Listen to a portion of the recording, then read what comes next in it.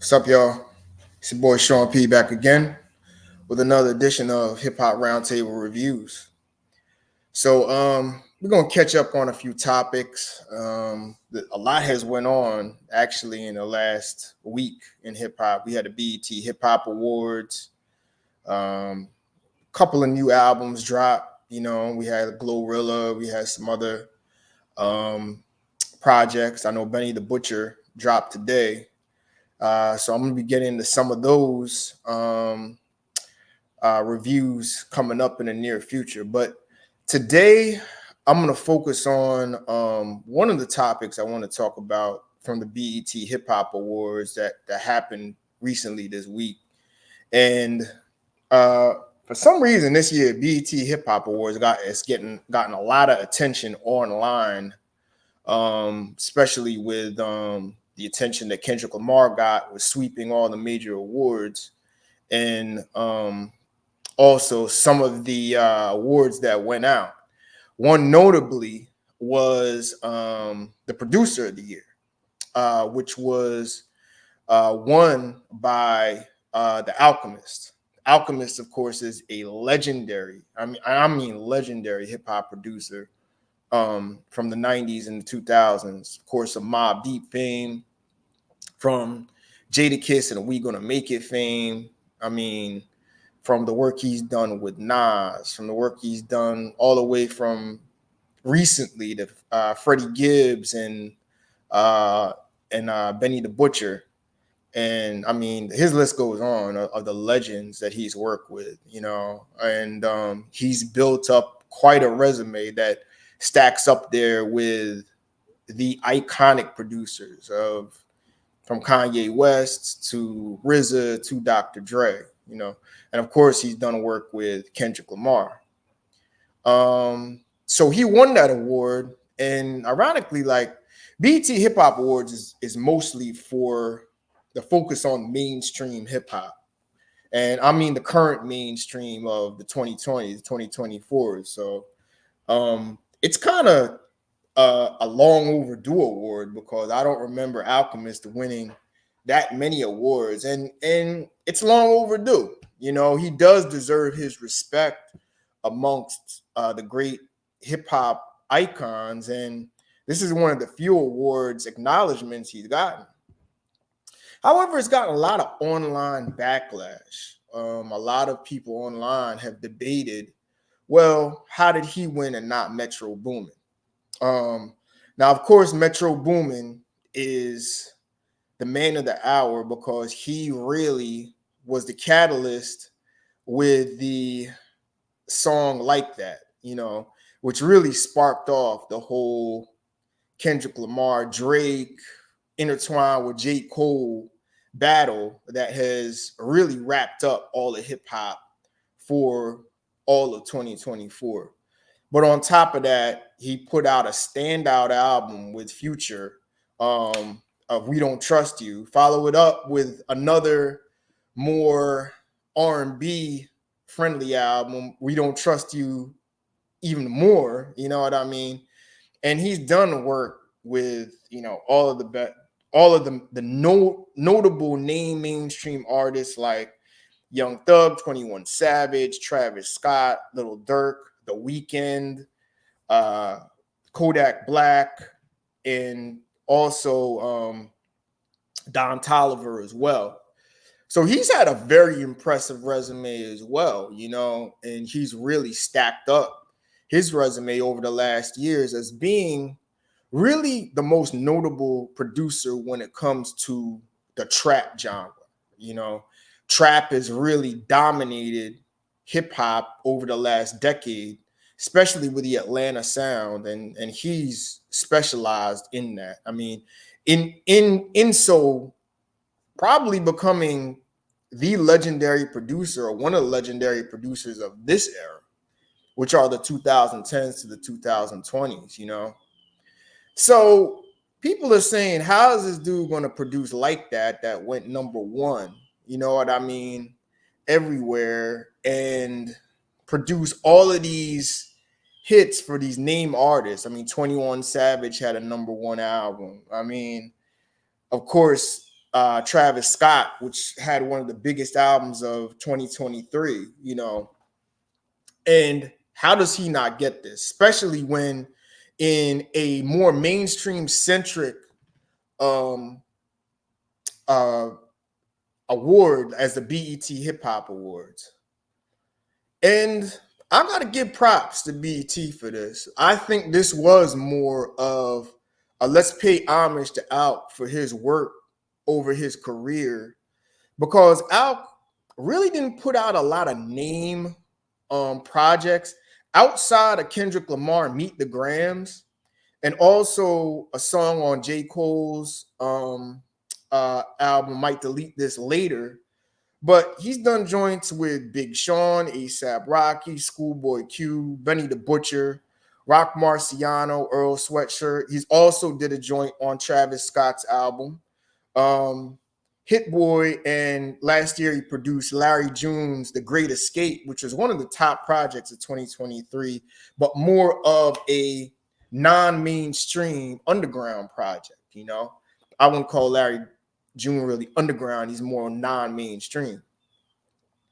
But I think there's a deeper debate, which makes this debate kind of interesting. And it's a debate of schools of hip hop. It's a debate of the traditional East Coast boom bap sound, which even though Alchemist is from California, he has mastered. You know, at one point he was called Baby DJ Premier in the early 2000s, you know, and he's mastered that sound, you know. So it's really the East Coast traditional boom bap sound versus the Atlanta trap sound, which has dominated modern radio, the up tempo, turn up, you know, strip club dominated type of beats with a lot of up tempo flows to go with it. So I think this is a very interesting debate because, again, and going back to my previous series on Southern hip hop versus East Coast hip hop, I think this basically exemplifies what's going on here. The clash of styles, the clash of, you know, what people want to listen to. And I really think that it's interesting. BET kind of, I'm surprised that they gave Alchemist this award, knowing how mainstream that you know, the BET Hip Hop Awards is. You know, but I believe Alk deserves it. I mean, Alk hasn't gotten many awards and hasn't gotten his respect. I think really the Kendrick Lamar Meet the Grams got him over the top. You know what I mean? But again, it's the clash of the eras. It's the clash of the styles, you know, and a lot of the older traditional East Coast hip hop fans want to hear Alk. You know, they're looking forward to a Benny the Butcher project with Alchemist, Freddie Gibbs, you know, when he's on an Alchemist beat. I really think the work that he did with Big Sean, I think Big Sean's Together Forever, his song that he did, I love that song. That's one of my favorite songs of the year. But I'm not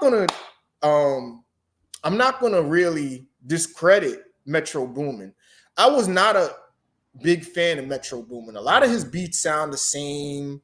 A lot of his beats, it's the same basic 808s, you know, and you know, he was the guys that elevated the futures of this world, elevated the young thugs, elevated rappers that I really could care less about your content, you know. But he made them sound awesome. He made them sound, you know, he made a sound that was attractive to many. You know what I mean? Um, I think I think the contrast with him is over the years, he started to incorporate more sampling into his beats. You know, I think he did what was the one with Kendrick Lamar, with Future and Kendrick Lamar. One of Future's biggest hits that he had back in the mid 2010s. I think that was a classic classic beat with an old school sample used incorporated in a trap beat or a trap type style of beat. And I think he's done an excellent job with that. Some of the work he's done, the beats that I've heard him with Future, you know what I mean, have incorporated more sampling in that. And I love that the way that he's incorporated that, you know what I mean? But to me, like, I think it's time for Alchemist to get his due respect. I mean, he's been really deserving it for years now, and I'm glad that BET stepped out and did that. But I think right now, I think it's an interesting battle to see. It's an interesting contrast in styles. And I think it's one of the more intriguing debates online going on. Like, what do you think? But of course, you know, if you're of a certain age, you know what I mean? You're from a certain region of the country, you're going to pick Metro Boomin. If you're of a certain age and you're from a certain region of the country, you're going to pick Alchemist. You know what I mean? Depending on the artist that you listen to, you know, even though Alchemist is more underground, non-mainstream centric, but he's dabbled in the mainstream, obviously, with Kendrick Lamar. You know what I mean? Big Sean, you know, even some for Travis Scott, but you wouldn't even know he would have done some of those beats. You know what I mean?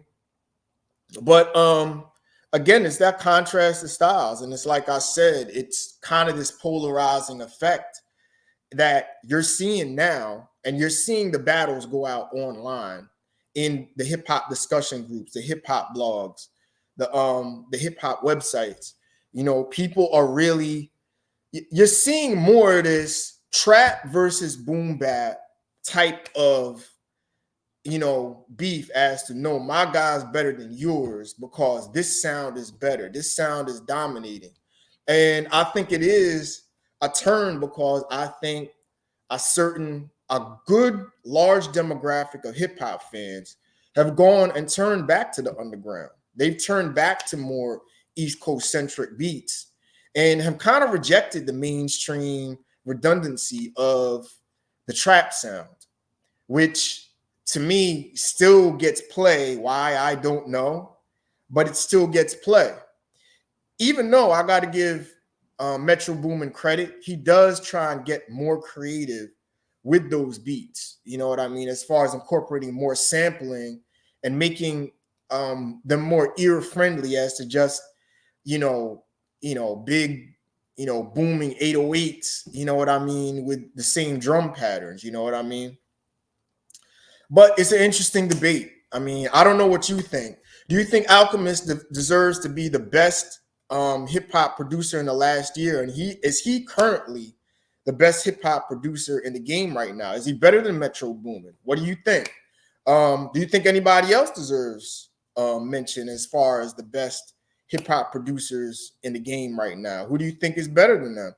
I got to give it to Alchemist, and I think it's about time he gets his due respect. But let me know what you think. Please post in the comments. Hip Hop Roundtable Reviews. Don't forget to like, share, or subscribe. Definitely, we're trying to grow this channel. Yeah, we do have a corresponding Facebook group, but I'll be posting this soon. I have a few more things to talk about the BET Hip Hop Awards. I do want to address Kendrick Lamar and his sweeping all the major awards as well. So I'll address that a little bit later. But until then, please check this video out and let me know what you think. Who you riding with? Who's the best producer right now? Is it Alchemist or is it Metro Boomin? Who you got? All right. I'll talk to y'all soon and catch up with y'all later. All right. Peace.